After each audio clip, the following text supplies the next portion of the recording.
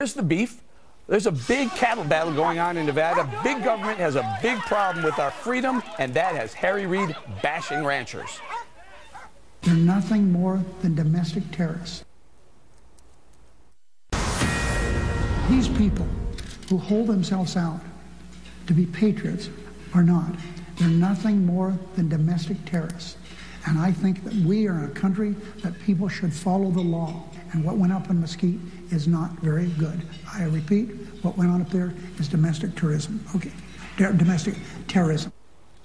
Leave it to good old Harry Reid to pour gasoline on an already explosive situation. The loony senator saying Americans who support the Nevada rancher for challenging the government are terrorists. Now, Jonathan, men, women, children, are they terrorists if they fight for freedom and liberty?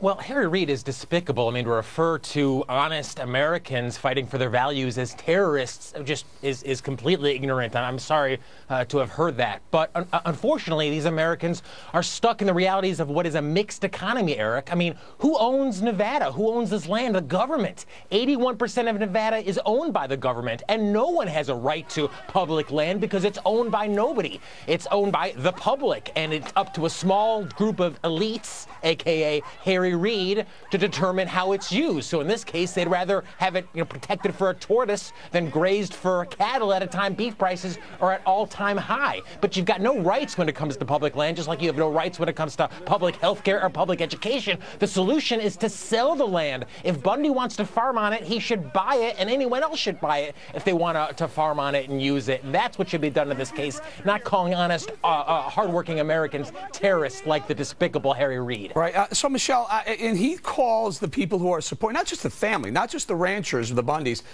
domestic terrorists. He's calling anyone who's support, anyone who's out there, because he feels that because they may be violating some law, they could be considered domestic terrorists. You know, it just calls into the question, you know, every day probably hundreds of thousands, maybe millions of people come across the Mexican border, Mexican-U.S. border. They break the law. Are they considered, in Harry Reid and the left's opinion, domestic terrorists as well? I guess they'd be foreign terrorists then, right? You're absolutely right, Eric. If the Bundy family were illegal immigrants, the left would be cheering on their criminal acts. If the Bundy family were unions, they would be getting waivers. If the Bundy family was a corporation, they would be getting an indefinite delay. But because they're not, because they're average Americans whose way of life is being threatened by government regulation, the left does not care. This administration has made a mockery of the rule of law in this country. They selectively enforce the laws that they like. So how can they be surprised when the American people are selectively obeying the laws? All right. Congressman, the Senate Majority Leader has made some pretty outrageous comments from the Senate floor, talking about the Koch brothers, called them anti-American. Should the Senate Majority Leader be censored for what he has just said? Now, granted, that wasn't on the Senate floor. That was in an interview. But should he be saying stuff like that? Well, free speech applies to everyone. I'd like to go back to what was just said, and that is, if you look at this situation, wait, Congressman, I got to stop. The name calling has to stop. Allow me to stop you 1 second. Free speech, yes, but calling honest Americans who, frankly, haven't broken the law, calling them domestic terrorists, labeling them with terrorists, that's a borderline libel, is it not? Well, let me respond then. The name calling should stop on all sides. There needs to be a de-escalation. There needs to be a negotiation of the issues and a settlement. The Bureau of Land Management is over its head, and the White House needs to get directly involved to de-escalate this, settle it, so that all parties involved can basically cool off. Okay, Wayne, it seemed like the situation was cooling off, as Congressman points out, and then the genius Majority Leader decided to throw some gasoline on the fire again.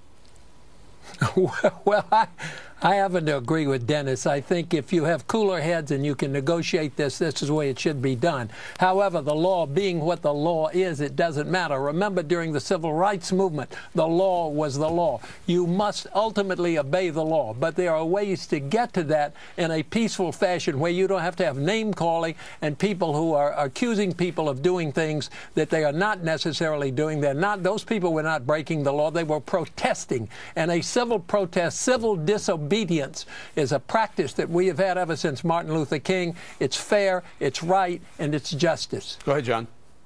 To settle it, sell it. I mean, that's the whole point. I mean, why shouldn't this land be productive? And as long as it's owned by government, it'll never be productive. So if Clive Bundy, if other people want to use the land, and I'm happy that they do, that people want to rent a farm, that they want to make the land productive, it needs to be their land. It can't be government with an option. That's why all this should be sold. Go ahead, Michelle. They've been on this land since the end of the 19th century. They came to Nevada. Their family came to Nevada because the federal government told them that they can graze there. Now they've created some government agency and trying to stop them from grazing. Come on, let the family stay there. It's really unfair. Congressman, I need to point out one more thing. There was a study this week that was released that talks about government regulations. There are so many rules and regulations right now. It costs everyone a lot of money. In fact, they put a number on it. It costs every American family $15,000 annually, just based on the amount of regulation that businesses have to deal with to bring products into the American household. The Delta smelt, we've talked about that ad nauseum. Is it time to scale this stuff back, this big government overreach, scale it back? Well, if you do away with government regulations, you have food that's poisoned, autos that kill people, which, you know, we already have apparently, and other safety problems. So you have to be careful what you decide to throw out the window. You know what I did? I opened up a can of worms at the end of a segment. We ran out of time. We have to do this. I can't wait. Can of worms. We could regulate worms, too. We're going to leave it right there. Coming up.